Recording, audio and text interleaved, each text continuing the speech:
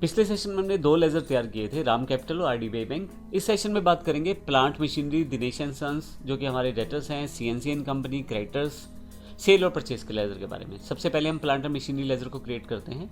देखिए इसका जो ग्रुप है वो फिक्स एसेट है।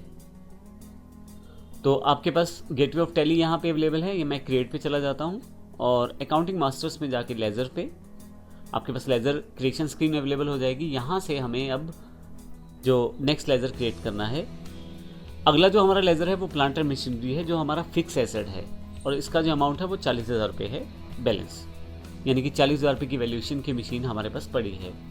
तो ये देखते हैं इसके लेज़र किस तरह से क्रिएट करेंगे।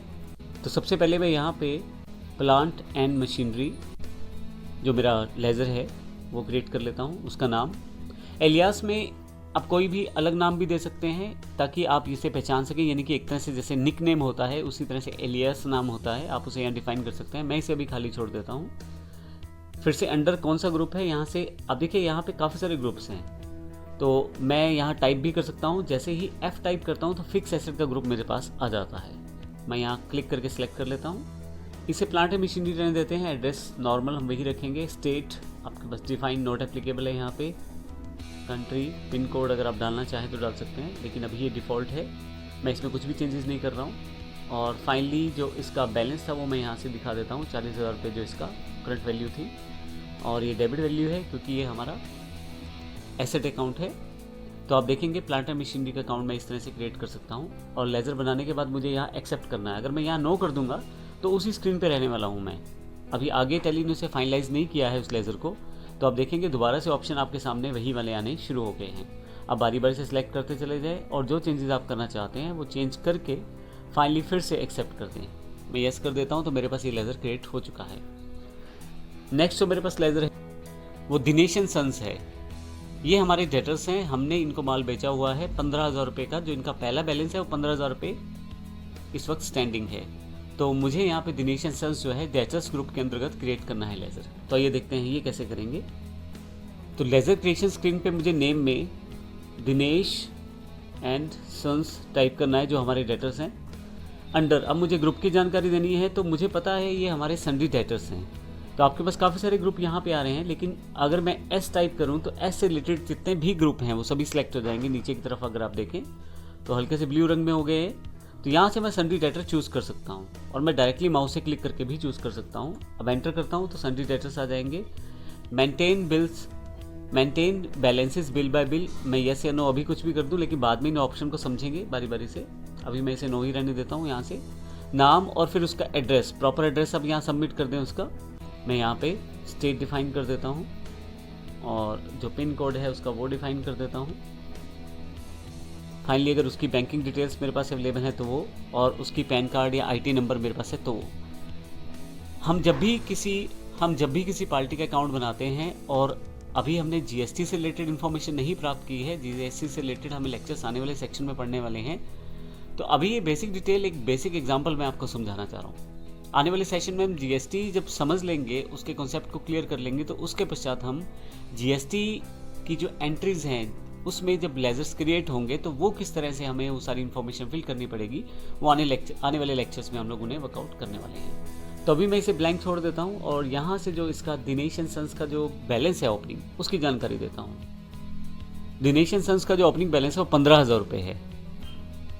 तो यहाँ मैं 15,000 रुपये फिल कर देता हूँ, एंटर कर देता हूँ और फाइनली आप देखेंगे यहाँ पे अगर बिल वाइज ब्रेकअप है तो वो इन्फॉर्मेशन अभी मैं इसे खाली छोड़ देता हूँ और जैसे एंटर करूँगा मेरे पास एक्सेप्ट स्क्रीन फिर से आ जाएगी। मैं इसे येस कर देता हूँ तो मेरा ये ledger Dinesh and sons create हो चुका है जो कि हमारे सन्ड्री डेटर्स हैं। इसके पश्चात हमारे पास सीएनसी एंड कंपनी है जो हमारे क्रेडिटर्स हैं। आइए इनका लेज़र क्रिएट करते हैं। तो नेम में मैंने सीएनसी कंपनी टाइप कर लिया है। थोड़ी सी नीचे आते ही यहाँ अंडर की जानकारी यानी कि ग्रुप की जानकारी देनी है। तो ये हमारे सन्ड्री क्रेडिटर्स हैं। अगर मैं यहाँ एस टाइप करूँगा तो यहाँ पे मेरे पास नीचे की तरफ अगर आप देखें तो एस वाले ऑप्शन सेलेक्ट हो जाते हैं। तो ग्रुप्स में यहाँ सन्ड्री क्रेडिटर्स चूज़ कर लेता हूँ। फाइनली फिर अभी मुझे maintain balances bill bye bill नहीं चाहिए, तो अभी मैं इसे नो कर देता हूँ।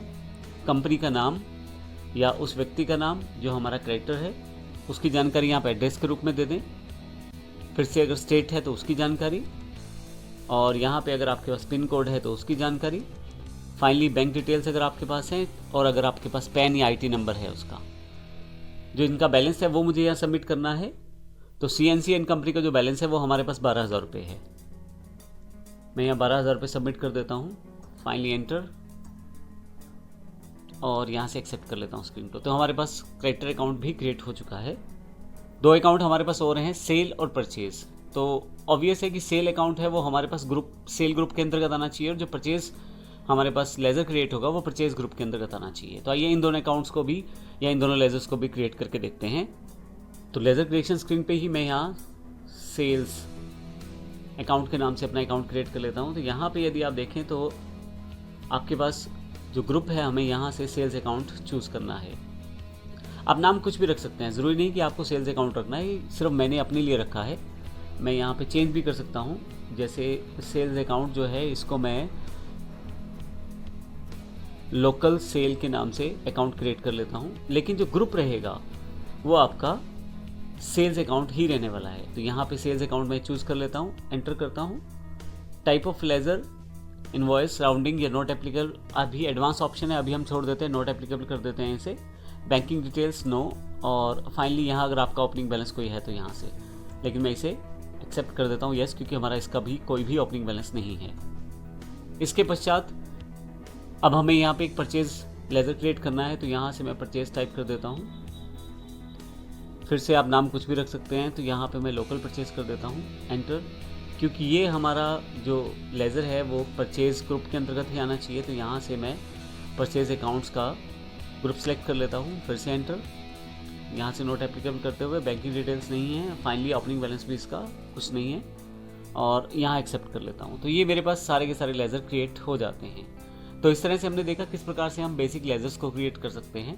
मैं आपको फिर से बता दूं, क्योंकि अभी लगभग जितना भी बिजनेस है वो GST बेस्ड हो गया है, तो GST के साथ ही हमें एंट्रीज करनी पड़ेंगी, जो आने वाले सेशन में हम देखेंगे किस प्रकार से GST को समझने के बाद इन सब अकाउंट्स को दोबारा रिक्रिएट करके देखेंगे GST पैटर्न के साथ। लेकिन अभी केवल बेसिक अंडरस्टैंडिंग के लिए कि टैली में लेज़र बनाया कैसे जाता है उसकी जानकारी मैंने आपको इस सेशन में दी है।